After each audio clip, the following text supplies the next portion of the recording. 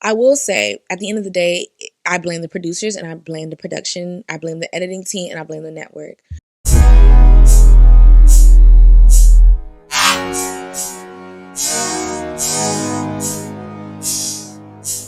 Hello, welcome and or welcome back to my channel. My name is Donna Kebra and I make space for radical bad bitch shit. If you're just like, hell yeah, then you're in the right place. And if you're just like, what the hell does that mean? Stick around and find out. I like to be dominated. Okay, so I didn't think I was gonna do a video surrounding Love Island because like there's just some things I want to enjoy without doing some type of analysis and all those other things. But like it became such a heavy topic that a lot of people were talking about, and like I just felt so passionately disturbed that I felt like something needed to be said. And like I was talking to someone, someone who holds a dear place in my heart. I was talking to them about Love Island, the dynamics of race, the dynamics of colorism and featureism, when it comes to dating and when it comes to people just showing up in the world and how they are respected and treated. They were like, oh, you should make a video about this. And I'm like, you know what? I should. So here I am doing a video about Love Island. And I just want to preface this by saying that I'm not here to say I'm the biggest Love Island stan. I'm not here to fight and say that I'm the biggest Love Island like watcher and that I'm just the queen of Love Island knowledge. I'm just here to express the patterns that I see when it comes to this show and what that is reflected upon when it comes to dating in American culture, because it's just very reflective. And honestly, I'm a firm believer in reality TV being a microcosm to what our realities are outside of a television. So I was raised on reality TV, baby. Like, though my people are Rastafarian and we're very much like anti-idiot box, that's what they would call it. They're we definitely, when we did watch TV as a family, it would definitely be more of the like social awareness shows, social reflective shows that shows dynamics of different people within the country, things like Survivor, things like Jeopardy, things like America's Next Top Model. We would watch that as a family and we would like look at how race, gender, identity, sexual orientation, immigration status, and just all the different isms and schisms that affects people and how it's reflective of our daily lives. Separate from that, also like just going to school and taking different sociology classes, having my degree in women and gender studies, well, having my degree in history and a certificate in women and gender studies, and just taking different classes of like pop culture and just things like that. I just pick up on patterns very easily, especially when it comes to like society and expectations. So I'm saying all that to say this long ass preface, long ass preamble to basically say that I'm that girl and I am equipped. Okay, let's get into Love Island season 7 per Love Island USA season 7. Yeah. Okay, so I really just wanted to come today to talk about colorism, racism, featureism in the dynamic of Love Island season 7 USA. So let's get started. Per. Okay, so one of the first things that stuck out to me when I watched this season of Love Island was the fact that they had 2 Black women as the OGs. It's Shelly and Olandria. Everybody knows that. And I just feel like that's already inherently putting them in a system or a situation that is going to be anti-Black. And it's because to have only 2 Black women as the OGs and then for them to come in together and be the anchor of the show, essentially, let's be very serious. No one got talked about more than Shelly, Olandria, and Huda. And we're gonna get to Huda, and Amaya as well, but Amaya came later. You get what I'm saying? Like she wasn't an OG. So when it comes to the OGs, Shelly and Olandria and Huda were the ones I was talking about the most. And for 2 out of the 3 of those women to be Black women, I just find that to be very interesting because they are essentially the anchor of the show without getting the reward of being an anchor of a show. Do you know what I'm saying? They got a lot of unnecessary backlash, things like that. Anyway, so the lack of outside support is very loud when it comes to Olandria and Shelly. And I say that because once Huda was getting a lot of backlash and like outside hatred, and I feel like it was also for Vanna too, the hatred that they were getting, there were anti-bullying sentiments being sent out for Huda to make sure that she was okay, we're not bullying people, blah, blah, blah, blah, blah. And then when it came to Shelly and Olandria getting extremely bullied, you know, with all of this anti-Black rhetoric, very misogynistic, misogynoir rhetoric surrounding them specifically, there haven't been any anti-hate anti-bullying rhetoric, optics of there being racism, specifically in the dynamics that they have to deal with within the villa with their castmates, as well as outside of the villa where they're not getting that network support of anti-bullying, anti-hate. It's just very loud to me, and it just screams racism. Like, excuse me. And then also with their non-black counterparts, their non-black castmates, and I'm pretty, the non-black production team as well, that's going to come with passive aggression. That's going to come with microaggressions and things like that. So when you're putting black people in a space that is inherently anti-black, and I'm saying that it's anti-black because the percentage of black people that are present is very low, that's going to automatically put black people in an unsafe environment. And I'm going to get to Nicolandria soon and how people are pushing for that. And I'm like, you set my girl up for danger. You set my girl up for danger. But we're going to get to that because it's definitely more nuanced and it's more layered than that. And I'm not saying that I don't think that black women should date white men. But what I'm saying is that we're going to get there.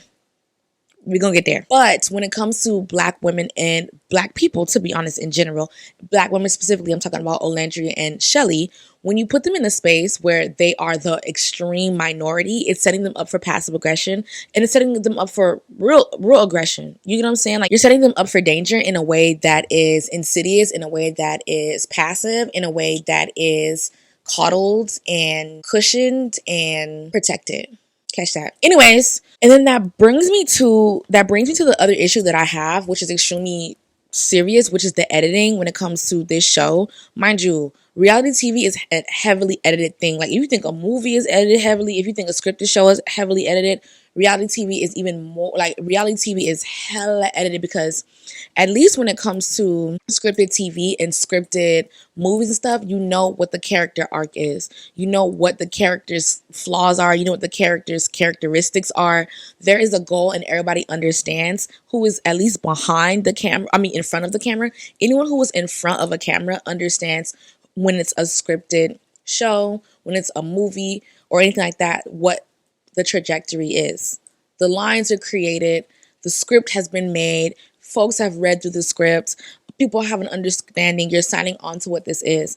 When it comes to reality TV, it's a little bit more trickier than that, because you are honestly at the will. You're at the helm of the producers. You're at the helm of the editing team. You're at the helm of the camera team. You're at the helm of the network, and whatever they want you to come across, that's what they're going to be able to do. I remember seeing like clips from people who were on America's Next Top Model talking about how producers, they sway you into saying certain things about people. They can chop up conversations and have voiceovers during a conversation that wasn't really being had. Like, if I'm talking right now, I can cut to a different scene, and I'm probably going to do that and just show an example of how you can edit something to sound or look like something where someone's talking about something, you cut to a different scene, you still have their voice, and it may be showing someone else's face and maybe showing your reaction, but it's talking about a completely different scene or talking about a completely different scenario. Here, and like I... Pause it.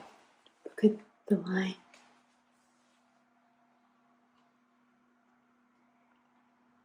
Get the finger. Wait. don't want to do this with you or anything like that, like, because Oh I do. God. Like, I really want to be here for you. Like Reem, Chris, Keith, just like one by one, here they come, like giving me the death stare, and I'm like, oh, hell no. My worst nightmare. So if it couldn't get any worse, like I'm already a minority, and now here come these people, like, cool twin. Of all the faces that I saw doing that challenge, Devin's was the one person I thought, oh, hell no. Like, why are you back here? No! I don't want him back here. And I obviously saw how heavily edited this show was. There were so many cuts. There were so many conversations that were long that became shortened. There were so many conversations that were showed to the fullest extent to show the humanity in people, when they honestly didn't deserve that. To show the grace in people, and trying to push the audience to show grace and forgiveness for certain people when they didn't deserve that. And in the same way, people can be manipulated that are in front of the camera when it comes to the characters that are on the show. It's the same way that the audience can be manipulated. If we're only seeing a certain thing, I mean, hello, that's literally just what like magic shows are. You know what I'm saying? And like just shows like that, when pulling a rabbit out of a fucking hat, or you're crumpling up paper, or you're ripping a paper, or you're pulling doves out of your sleeves, and like all this other stuff. Though is literally tricks of the mind and tricks of like the eye. You know, it's more of like a manipulation tactic separate from being a reality, and that's similar to what the Love Island producers and Love Island editors were doing. And it was obvious to me as someone who is an avid reality TV show connoisseur, if you ask me, I'm a connoisseur. Yeah, girl. It was all of that. So yeah, the editing was like the paid actor on this show. Because yeah, we could talk about people saying this thing, people saying that thing, looking like this, rolling their eyes, doing this, touching this, but the editing, and honestly, like when it comes to reality TV, I always look at it through that lens of like, okay, this is a heavily edited show. But the thing that sold the gold to me for this season of Love Island, the nail in the coffin for me was when I'm watching the show. Yeah? The thing that sold me and the nail in the coffin for me was during the heart rate challenge, when I saw that Huda was about to go sit on Ace's face, and they immediately cut the cameras and they immediately like cut the scene and didn't show that shit. So disrespectful. Like I wouldn't. Yo, I can't. Yeah, I'm on the top of these motherfucking people. What the fuck going on? They been asking for this shit. We gotta get back. Waiting on this shit. I'm talking about it. And if he want the cat, he gotta spin it. I'm like, y'all already show curse words. Y'all show them kissing on each other. They got fucking herpes and all the other shit. You might as well show the girl sitting on the man's face, so we could all let's all make it fair. Let's make it fair. Yeah, man. Let's make it fair so that we can all have like our own conclusions, and we can all draw like what it is that we need to see. Cause like I don't need no botched scene. I don't need no heavily edited scene. I need to know exactly what it is that happened so that we can all judge accordingly. Because for you to cut it short that Huda went and sat on Ace's face during the heart rate challenge, mind you, I already seen it because I have the eye for a reality TV show edit. So as soon as that happened, they cut. I'm like, wait, what? And I had to rewind back because I'm like, oh no, baby, I know you lying. So yeah, the editing, huge factor in this show. And it really shows, the editing, first of all, shows you who's behind the camera, who is shooting it in the production. And the editing also shows you who they go up for. Because you can say America voted, you can say America voted, and this is what America wants, and America sent these notes in, and this is who is their favorite couple, all that other stuff. But the show is a silent advocate. The editing is a silent advocate for who the producers go up for. The show is a silent advocate for who they want you to root for, who they think the underdog is, who they want you to sympathize and empathize with. The editing is going to be the silent advocate, the silent amen to that. Okay, so let's go into just a character breakdown. Girl, I got on these gloves, so I gotta use this little pointer thing from my iPad right here. Because like, if I touch the screen, don't nothing happen. So I gotta use my little pointer to go through the little cast list. So I'm gonna quickly do that. Let's do that. Girl, there's so many of them. God damn. So let's start from the top with the winners. So we have Amaya, Brian, Nick, Olandria, Chris, Huda, Iris, Pepe, Ace, Shelly, Clark, Taylor, Elan, Zach, Sierra, Andrina, Austin, Grayson, Jaden, TJ, Coco, JD, you like to be dominated, Savannah, Zach, Jeremiah, Hannah, Jalen, Charlie, Isabel, Belle, Belle-A, and Ulissa. Okay, so there's gonna be like a few people that I talk about specifically through this list, who are just like the more popular couples and just like those dynamics and things like that. I just wanted to list all people off just so we can get a refresher on who is who and like what we got going on. But when you actually like look at this list, like I said, the Black people are definitely a minority when it comes to this, and that inherently puts them in an unsafe space, and it inherently puts them in a situation that is anti-Black and racist. So that's just what it is. Listen, I ain't built this country. They did. Yeah, I ain't come up with race. Right? But I know how to break that shit down. And I know what these dynamics mean. And I know what these dynamics look like. Especially when you are so separate from your normal reality. You are definitely putting yourself in a situation that is dangerous. But I digress. Let's go back to the task at hand, baby. Girl, I'm strict. This is a strict video. So the first couple that I want to talk about is Shelly and Ace. And their dynamic was very interesting to me, especially because Shelly had like first linked up with Austin. And I'm like, what's going on? Like, why are you with this slinky ass white man, girl? Freaked out white man. Freaked out white man. So I'm just like, why are you with him? And why are you with him for so long? Like, I just did not understand that at all. I was trying to figure out what the hell Ace was waiting for. I feel like he really like Ace aggravated my soul in the beginning. Well, in the beginning, he was okay. And then, like, in the middle beginning, he, like, annoyed the fuck out of me. And then, like, eventually, like, whatever. But, like I said, editing, I don't know what was really going on. But he was getting on my motherfucking nerves.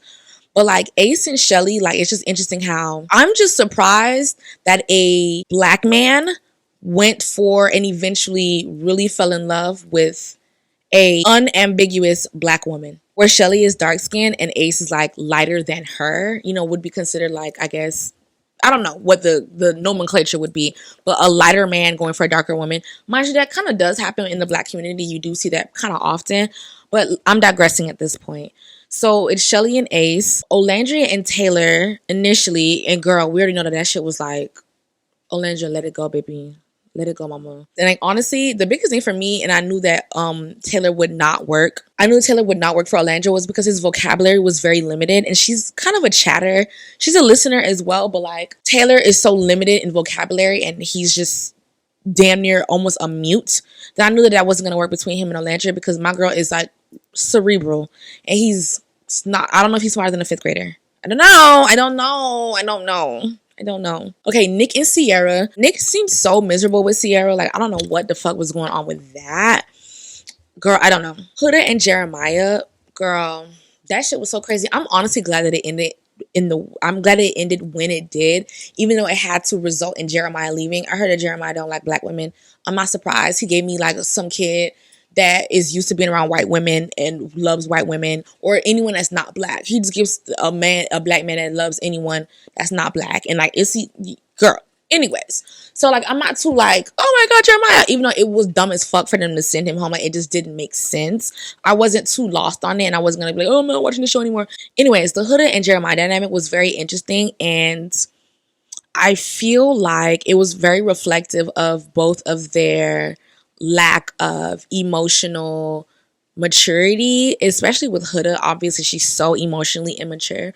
But then also with Jeremiah, it just shows how much more work he needs to get done. I know that he mentioned that he was in therapy or that he's gone to therapy or whatever. And I'm like, you need some more, baby. Because the red flags was flagging when it came to Huda. But then also, and it's going to be something that comes up eventually again, I feel like a lot of people in the villa as well as outside of the villa when it comes to fandom and all those things are blinded by Huda's light skin, big eyelashes, pink lips, and big booty. Yeah, so I feel like it's very similar to Jeremiah and how the red flags were flagging, but he would have saw the red flags if Huda wasn't packaged in what it is that she's packaged in. And that's where we're getting into colorism. That's where we're getting into racism, featureism, and all the isms and schisms that I love to talk about. Because it's just so apparent, but we're going to get there. Okay, so those are the initial couples that were like the most popular ones to me. If I'm forgetting anybody, they just didn't resonate and I just don't fucking remember. And they'll be okay, whatever.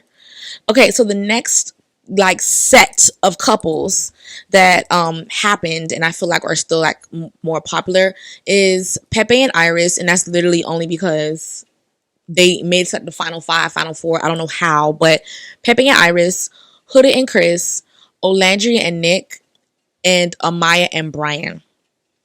Now Pepe and Iris, there's such a snooze fest to me. They just give ultimate like Cape Cod couple that likes to go on their boat and they probably like do crazy ass like meditative hallucinogens and they chill as fuck, but also like just know that they're gonna they give Trump supporter, but you know they chill whatever like anti-black still nonetheless, but very much like chill white people. You get what I'm saying? Like, I don't really have much to give when it comes to Pepe and Iris.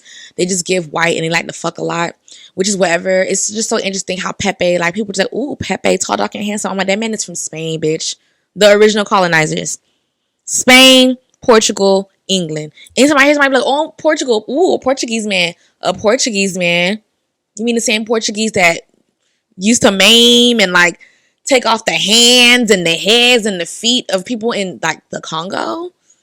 Those Portuguese people. So whenever I hear about like people from Spain and also, and it's just so weird to me because I'm just like, Pepe honestly gave me such Drake vibes. And I say that because he got all these tattoos, and whenever he's around the boys, he got on this black scent that comes out of nowhere and all the other stuff. But you want a blonde hair, blue eyed white woman. Because that's what you are too, baby. Even though you ain't blonde hair, blue eyed, you're from Spain. And that's what they're giving over there. That's what they're giving over there. Yeah? Anyway, Huda and Chris, when they got matched up initially, I was just like, well, of course Huda's going for the BBC. Like, if not the BBC, then who? Like, first you got with JD, and I feel like I loved JD for Huda because I feel like they were both at the same mental capacity where it's just very stunted. Mind you, JD's came out in a way that was more verbalized and it wasn't as intricate. So that's why it was so easy to just see where it's like, oh, baby, you just a little bit out of the box. You a little light in the loafers. Word to Karen Huger. It's the dress. I mean, they feel the same. And they're taking, she's like the loafers. The light in the loafers. I loved JD for Huda because I'm just like, this is who you deserve to be with. This is who you need to be with. Someone that feels like you like to be dominated. So yes. But then like when Huda got with Chris, I've also felt the same way where I'm like, I love Chris for Huda. And that's because he was, honestly, I loved Chris for Huda, but I didn't love Huda for Chris. And it's so interesting that I could say that, but it's because Huda deserves to be with someone like Chris where he is no nonsense when it comes to how he feels and putting himself first, as well as being a hobosexual in the fact that he has this job overseas where he's playing basketball that doesn't really pay as great as like a typical basketball job does. And I think he said he's living with his mom and all those other things. Huda and Chris was such an interesting dynamic that I didn't think was going to go the way that it did because I thought that he was going to be OD fetishizing her. But the thing with Chris that was genuinely surprising to me was that he actually enjoyed black women. And he actually enjoyed the presence of black women. And I'm not saying that black men don't enjoy the presence of black women, but usually black men that would date a non-black woman, they usually prefer to date non-black women. Like they'll date a black woman, but they typically prefer to date non-black women. But Chris was the other way around, which is definitely the exception and not the rule. But he preferred Shelly and he wished he had Shelly. And honestly, I'm glad that him and Shelly did not work out because he was definitely giving my good sis the bare minimum when it came to effort and all those things, which is why she didn't even give him the time of day because it's just like, okay, yeah, you want me, but where is it? Which is why a lot of black men who date non-black women end up dating non-black women because the effort is different. They just want the non-black women just want the BBC, but black women are just like, I need effort because BBC is plenty, baby, and of low value. Shout out to Erica De Niro TV. Okay, dick is plenty and of low value. You get what I'm saying? And like as a black women, we're used to black dick or BBC or whatever. Even though black women sometimes some black women do fetishize black men. Girl, I'm getting into it. Girl, come, y'all better sign up to my social class. Okay. Black women can still fetishize black men's penises and it be a BBC thing. However, non-black women who date black men typically are only doing it because of the idea of BBC and then also because they know that there could be a preference for the black men because in their community, as an example of Huda, they're probably shunned or not seen as worthy of effort and all the other things. And that could be seen with Huda when she was trying to get with TJ as well as with Pepe. These are two white men who like white women, right? And they were not seeing it for Huda. And that's because Huda is not seen as a preferential choice when it comes to the white or non-black community. Girl, it's a lot of words being wished out. So I just hope that I'm making sense. I know I'm making sense, but I just hope that like it's coming through and coming across clear. But yeah, so all of that to say that like Chris getting with Huda and their dynamic ending in the way that it did was just very interesting. But it also have to give Chris some credit and grace, which kind of annoys me because it's just a little wild because giving a man credit is just very rare. And like I don't even think that's what I'm doing right now. I'm not necessarily giving him credit, but it just shows that like they're very different emotionally and like their compatibility emotionally it's just very different. So Olandria and Nick, and everybody's going on with this whole Nick Olandria thing. I'm like, okay, like I see and I understand what y'all are doing here, and I understand the need and the want for a black woman to get her Prince Charming, for a black woman to get like some love and all those other things. So that's why I'm just letting it rock a little bit. And also I do know that the closer that black people are in proximity to white people, the more danger that they are in. And it may not be direct, it may not be immediately with the person that they're partnered up with, but I'm thinking about their partner's family. I'm thinking about Thanksgiving. I'm thinking about Christmas. I'm thinking about that picture of Eve when it was Christmas time and how she's the only black person in the room and you can barely see that because like she's been bleaching her skin. I'm like, damn, Eve, bleach, you got bleach. Eve. Anyways, so yeah, like, yes, Nick and Olandria, there is like chemistry there, I guess is what we can describe it as. There's interest there, I guess is what we can describe it as. And I do feel like they have pretty good, well thought out, thorough conversations, which is always good. And that's something that I feel like Olandria deserves because she's just so smart and so like mature and regal and just cerebral, like I said.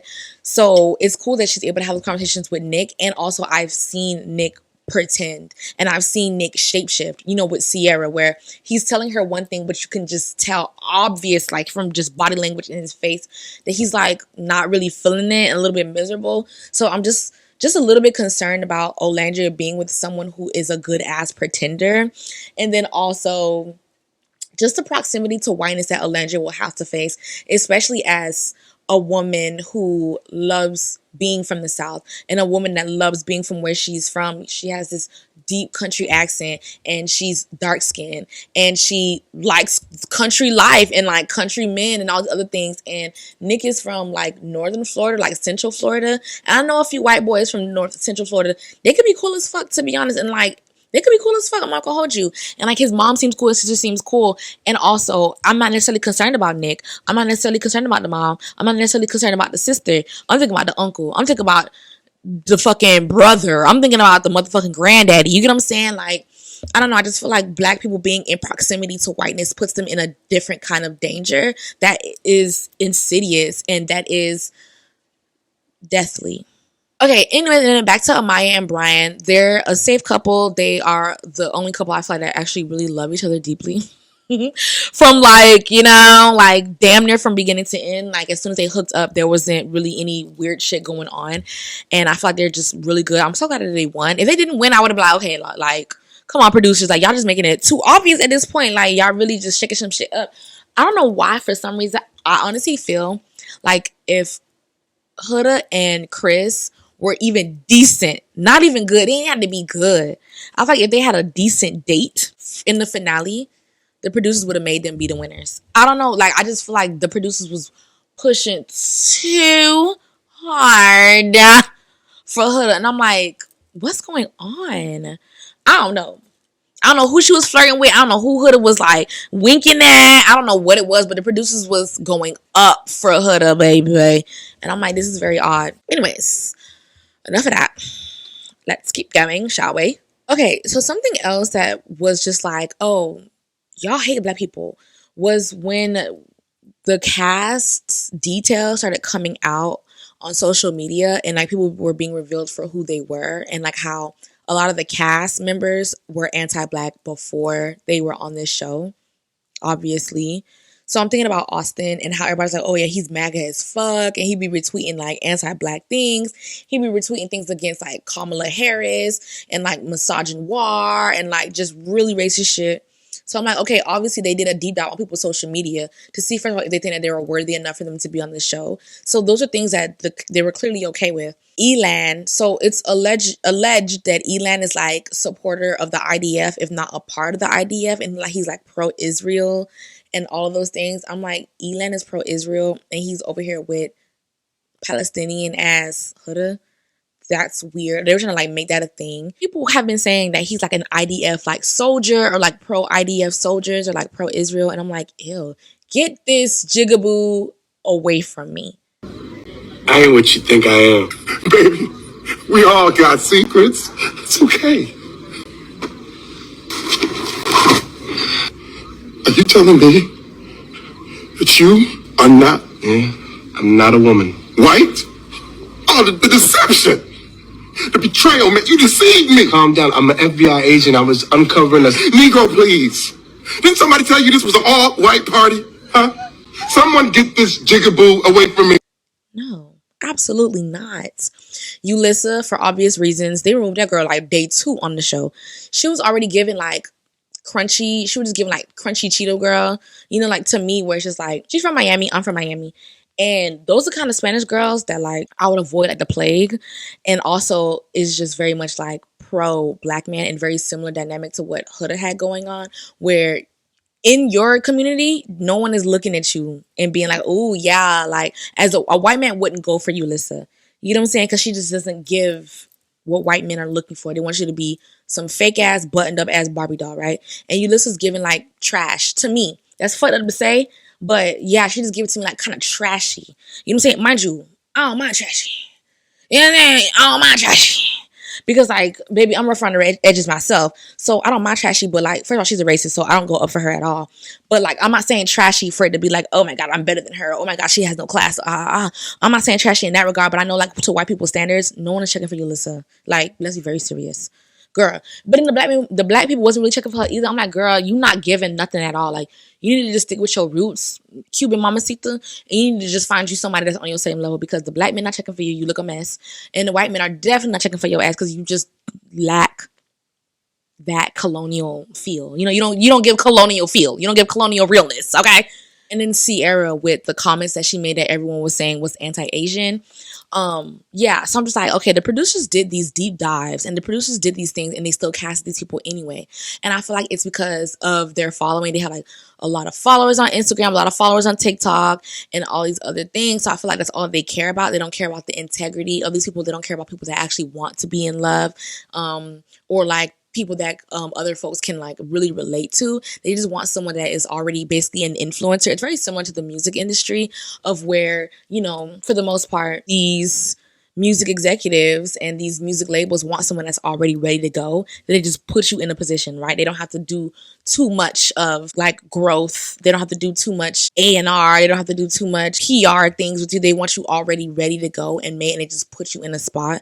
And that's very reflective of the season 7 of Love Island USA, where they want all these influencers. All these people are already like influencer adjacent. These people who have huge followings on social media. They're just like, okay, you're good enough. Let's just stick you in there. Right? And it just gets very much that. And like, that's how you end up with people who are very problematic, because you ain't finding no sociologists on these shows. You know what I'm saying? Please subscribe, like, follow, share, comment, all the things, all the fun things. So now to get to the whole Huda situation and like all of these things and how it really put a dark cloud over this show.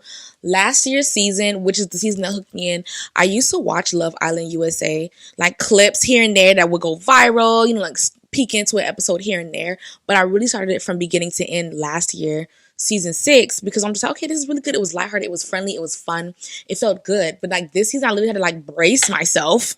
Like I'm literally like eating comfort food, and I'm like holding a blanket, and like I'm, you know, a weighted pillow, and like all this other thing, because it just felt like I never know what I'm going to expect, and I don't know what is going to trigger me and like traumatize me from the show.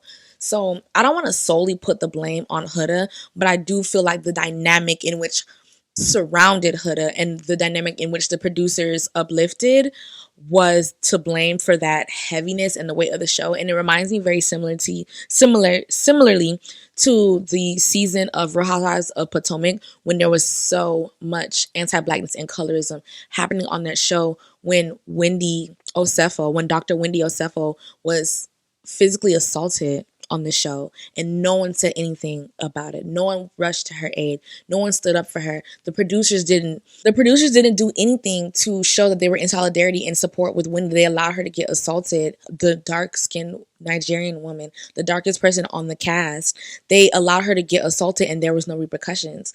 And this season felt very similar to that, in regards to, first of all, almost the opposite way, where the person who is aesthetically attractive, I guess I would say, it's obvious Huda is I would say socially attractive. I would say Huda is someone that no one would be like, oh my God, she's so ugly. Or like, oh my God, why is she on the show? Or oh my God, like she, people aren't going to go for that.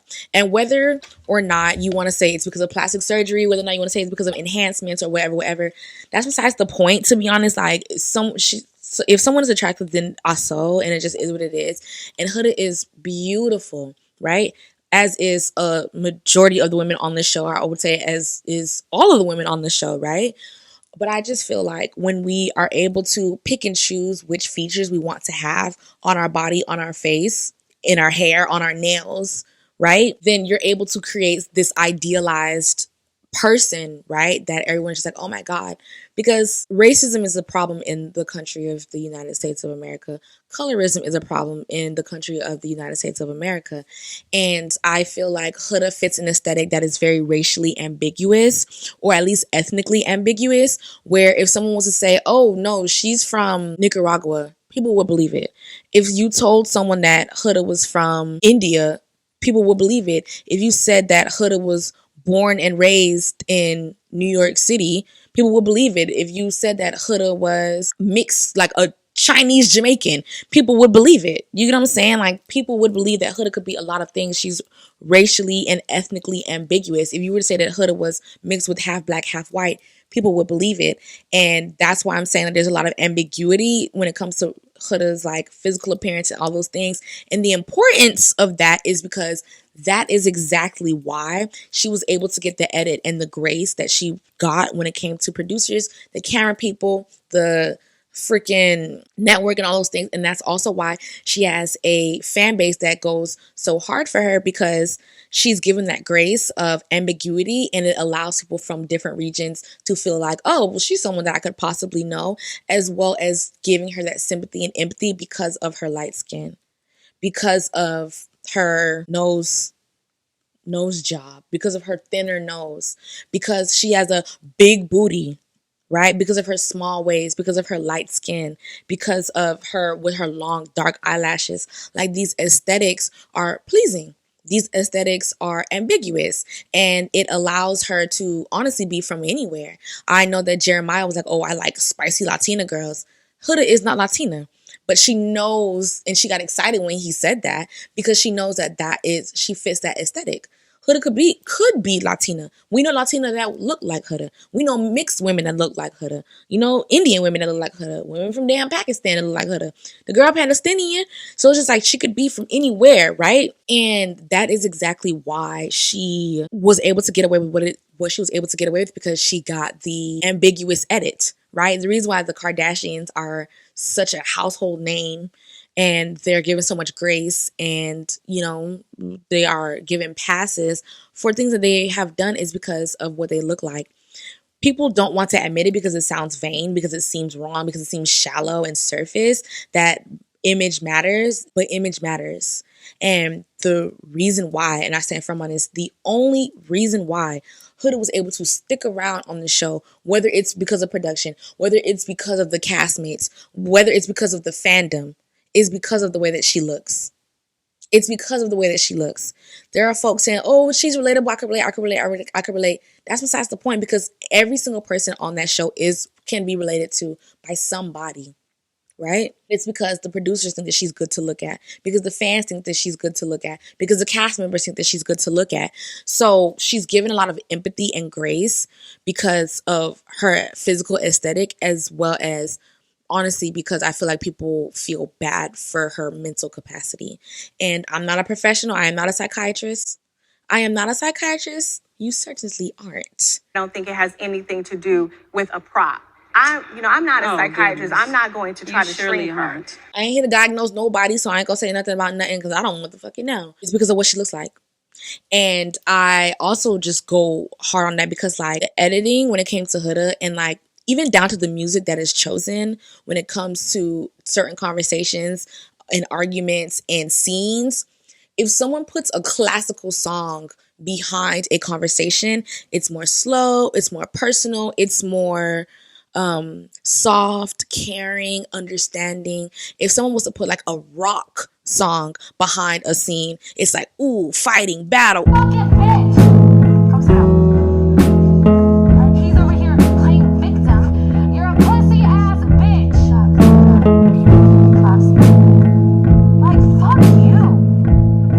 they choose to put behind her scenes and things like that, it's apparent and it's obvious to me. And like, as someone who is given a softer edit, you get what I'm saying? As someone who is so aggressive and scary, things aren't emphasized with her. And like I said, the editing is different. Like when Adriana is saying, oh yeah, like she was slamming drawers for like over 5 minutes, but of course they only cut it down to a few seconds, and all the other things, like she's sticking the middle finger and like also just being really aggressive in those moments. I'm just like, girl, like you're scary as hell. You're a ticking time bomb. And like a lot of people are like, oh, what if a man was doing that? What if this person was doing? What if that person was doing that? It ain't gotta even be nothing like that. She's doing it, and if you aren't conscious enough, or if you haven't been through enough life situations to notice that this person is dangerous as fuck, who is the type of person that can get you like arrested by accident, get you killed by accident, because the girl is just so unpredictable and emotionally stunted, as well as like emotionally manipulative, child. But yeah, like for the producers to allow her to verbally abuse someone in the villa is reflective of what their standards of ethics are, which is why I feel like it's really rich that they got rid of Sierra. Mind you, Sierra should have been removed. I feel like they may have seen those things already beforehand. Sierra should have been removed because racism is intolerable and we just don't get down like that. And also, I feel like so is verbal abuse.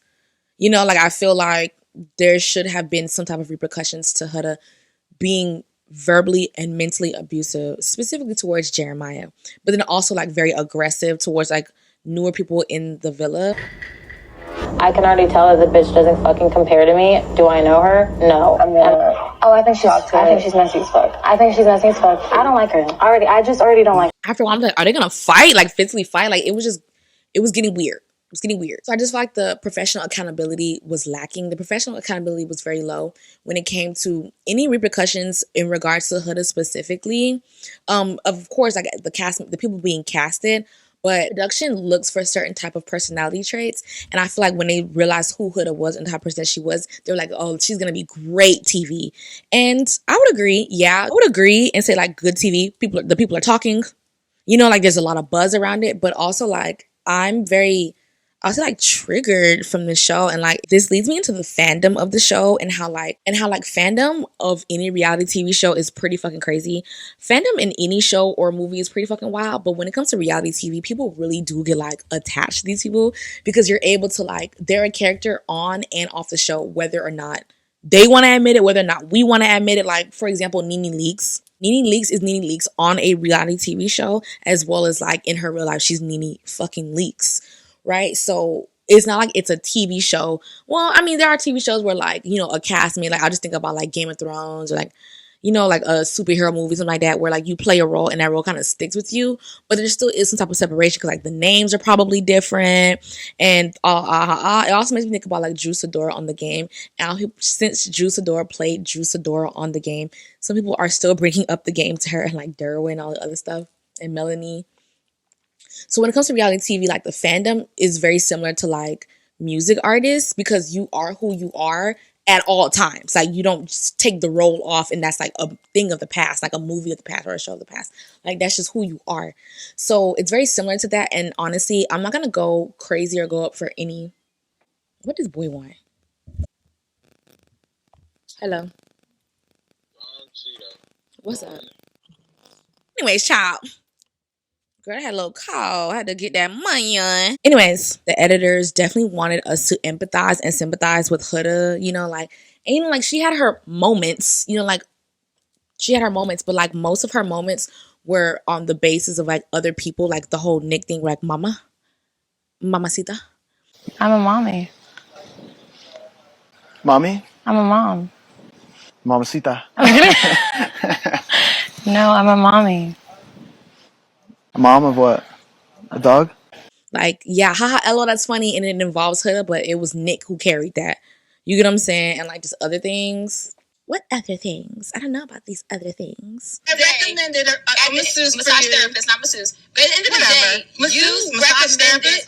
But masseuse does other things. Okay, I don't know about the other things. So what's the difference? But anyway. But in the same way that the editors wanted to humanize and empathize with Huda, is the same way they demonized and wanted Shelly and Alandra to get this like bully edit or mean girls edit. And I wasn't going for it because, like, as someone who has an eye for different social dynamics, I'm going to always put on the lens to know that, like, Black women are meant to be seen as mean and angry and evil and all other negative things. But baby, I ain't going for it. You're not gonna fool me. You cannot trick me. Cannot trick me. You cannot trick me. So yeah, that's not gonna work for me. I already talked about Nicolandria, but yeah, like, I don't know, baby. For some reason, it just don't sit right with me. Like, definitely deserves love. And I know that when it comes to Black women, especially dark-skinned Black women, a lot of times it is better to go the other route. It is better to date outside of your race and things like that. I think about Serena Williams. And also, I know that, like, it comes with a different kind of anti-Blackness. Like, you're not getting anti-Blackness from Black men specifically when you date outside of your race as a Black woman. But still, being in proximity to whiteness, that's not going to make it better. When they're the kings and queens of colonialism, white people started anti-Blackness. So if you think that you're going to go to the colonizer and that's going to give you reprieve, think again. And like I said, it might not be them directly. Nick might mean well. Nick might worship the ground that Olandria walks on. But that don't mean his uncle will. That don't mean when it comes time for these family vacations and family picnics, there's not going to be no weird shit. And it can honestly be peaches and cream, but that's just not how society works. That's just not how dynamic and family things work. So I am hoping for the best and the safety and the love and the gentleness and the care that Olandria deserves. And also, I want her to be safe. So, yeah. Just a few other things I just want to throw out there that is just obvious racism to me. And it's a little bit more lighthearted, I guess you could say. But those are also factors as how I knew that this was an anti-Black racist show. One of those things is the food on the show. People who have gotten out the villa have talked about how the food wasn't great. The options weren't great. They don't show them eating and like dinner and all the other things. And I feel like that's kind of fair. And I feel like that is fair. They do show their breakfast and like, you know, they have snacks and like stuff in the middle of the day. But like you can tell that they have like scheduled meals and they're only able to eat at a certain time. And I'm pretty sure because they're there for so long that their options aren't the best. So the food is an indication of it being anti-Black. The challenges is an indication of it being anti-Black because my God, today, like there could be challenges where they're trying to figure out the brain and like the mind of certain people. I just feel like there should be a balance between kissing challenges and like brain challenges or emotional challenges or physical challenges. You know what I'm saying? Like let them do a sack race. You know what I'm saying? Let them carry an egg on a spoon and see if it could not boil. Let's see if the egg crack or fall down. You know what I'm saying? Let them do a puzzle or something. Mind you, I was raised on Survivor, so that's probably why I'm just more just like let them do some challenges that like get down for real. Because every single episode they had a challenge. Like I probably watched the first few challenges, but then once I just started fast forwarding through them. I'm like, these are disgusting. These are gross. It's germy. We still like in the midst of like coming off of COVID and like just trying to figure out what's going on with Coviana and like all the other things. So I'm just like, there has to be other ways for us to like build intimacy that isn't inherently making out with literally every single person in the motherfucking show. Like every single person in the motherfucking villa, like, come on now. It's anti-Black to me. That's some anti-Black shit. Girl, they over there saying they having many freak offs and shit. And I'm like, you know what? You're fucking right. You forcing these people to kiss on each other, all this stuff, and you know they had to do multiple takes. Oof, girl. The voting process is inherently anti-Black. That's just because of the editing. Like I said, like if you're going to put a voting option after an episode where there is, you know, a really extreme edit that changes the perspective of certain cast members and things like that. And now you're like, oh, time to vote tonight. Oh, time to vote tonight. Oh, I'm sure it is time to vote tonight. After you done chopped and screwed and chewed up this editing of this video of a 24-hour day, right? And now you edited it and put across and made certain people look a certain kind of way. Now the same episode, you're like, oh, time to vote. Oh, it's time to vote. I'm sure it is time to vote. The casting, like I said, there's people who are inherently anti-Black, and like the casting crew knew that. Like you knew you're getting someone who was anti-Black. You knew that you were getting someone who says nigga. You knew that's, you know, like, girl. And then honestly, the finale, like honestly, for Ace and Shelly to not have made the final four was crazy as fuck to me. And I'm like, oh, not sure I hate Black people. That was crazy as fuck. Even though Ace grinded my gears, so I'm like, whatever. Like I was just like, it just didn't make sense to me. It wasn't logical to me. It wasn't logical. I feel like Iris and Pepe or Chris and Huda should have been the ones to go home. But I know that they obviously weren't giving Iris and Pepe a lot of screen time. I thought they do really like each other. They was fucking every night, bitch. So clearly they like each other. Mind you, they're saying, oh, it's America that did it. America. At the end of the day, the producers do what they want to do. You see how Nick and Landry was gone and they brought the motherfuckers back? It's because they wanted to. Yeah, dig. You see how Sierra was out the house during the last 2 weeks of the show? Or one of the last week of the show? It's because the producers wanted to. You know what I'm saying? It's not they ethical. They're just like, oh, it's because we don't want Asian hate. Y'all don't want Asian hate. If y'all ain't want Asian hate, you wouldn't have put the girl on the show in the first place. If you want anti, like all of that stuff, these people wouldn't be on the show in the first place because these are, come on, let's be very serious. So I just feel like they want you to feel like you have a hand in winning and things like that. But let's be very serious. Like, come on. It just reminds me a lot of like American Idol and how Fantasia didn't win. Like, really? Fantasia Barrino? Come on. Anyway, the dynamics in the finale was just very eye-opening, and it just affirmed everything that I've been feeling and thinking when it came to the whole dynamic between Huda and Chris. He definitely stood on business when it came to like his emotional safety and his not really dealing with the shit. Like I said, he's a homosexual. So if they would have gotten together and been together, honestly, I would have, like, for both of them, I'm like, I love this for you. But Chris actually does not mind being with black women. And I feel like that's the only reason why he was able to see through Huda's bullshit, because Chris was not playing that shit. I wasn't trying to do anything OD, but I wanted you to touch me. When you don't want to do it, it gives me a sense of rejection, which hurt. You reacting a certain way that you did last night doesn't make me want to do that. Like, my mama don't talk to me like that. I'm not going to let somebody I'm talking to talk to me leaning towards. So, like I said, tell me what you want to do, and we can go about it the right way. Because even when Jeremiah was kicked out of the villa, he still had a soft spot for Huda. Because she was able to manipulate him. But that's because he doesn't like black women. And when you're anti-black, and if you don't like black women, anyone who's not black, you're just going to give them a pass. You're just going to give them a pass. Huda wasn't able to do that with Chris because he actually doesn't mind dating black women. And, you know, he seems like he has a standard of just like expectations of what to expect out of a romantic relationship. So that's why he wasn't playing that shit with her. Was he a little harsh? I don't know. Huda is very manipulative, and it's disturbing to see on TV, actually. But I will say, at the end of the day, I blame the producers, and I blame the production, I blame the editing team, and I blame the network, because she was casted and she was kept, and that wasn't by accident. You know, those were choices. So all in all, yes, I feel like there's hella racism, hella colorism, and this is very reflective of the dating world that we're living in America. Y'all be safe out there. Try to remove yourself from the patriarchy, because if not, you doing dumb shit on camera and saying dumb shit like this on TV, other things. So yeah, girl, that's just my intake. Please subscribe, like, follow, share, comment, all the things, all the fun things. I'm hot. I'm drinking this rum, orange juice. I put a mango slice in here. Yeah, I probably can't see the mango slice because it's blending with the, see the mango slice. Mango, orange juice, rum. Delicious and nutritious. So that's what the fuck I got going on. I'm gonna chop and screw up this edit. Yeah, I'm just curious to know like if anyone has thoughts, like what it is. I don't know how this video is gonna go. It's gonna be received well or anything like that. I'm honestly just wanting to get it off my chest, so I'm not really like tied to it or emotionally like whatever. I'm not gonna hold you though. I do like to be dominated. I like to be dominated. I can tell you like being dominant. Huh? You No, like I think I had to lead your ass to help you. No. You like being dominant. I do, but I had to help you. So you were just trying to be dominant, and I'm not someone who likes to be dominant. Until next time.